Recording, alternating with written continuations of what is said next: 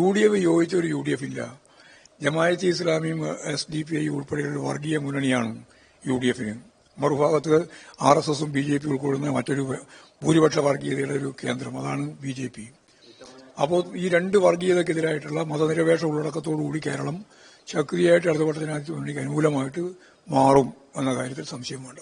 അയ്യപ്പനെയൊന്നും അവർ ഉപയോഗിക്കാൻ ശ്രമിക്കുമായിരിക്കും, പക്ഷെ അത് BJPയുടെ തന്നെ ഒരു സെക്കൻഡ് പാർട്ടാണ് കോൺഗ്രസിന്റെ ഇപ്പോഴത്തെ നിലപാട്.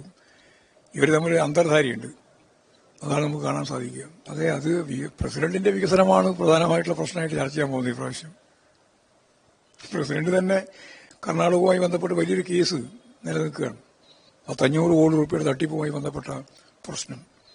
അതുകൊണ്ട് വികസിത കേരളത്തെ സംബന്ധിച്ചിടത്തോളം കേരളത്തിലെ ജനങ്ങൾക്ക് നല്ല അനുഭവവേദ്യമുള്ളതാണ്. ഇടതുപക്ഷ ജനാധിപത്യ മുന്നണിയാണ് കേരളത്തെ വികസിപ്പിക്കുന്നതിന് നേതൃത്വപരമായ പങ്ക് നിർവഹിച്ചുകൊണ്ടിരിക്കുന്നത്.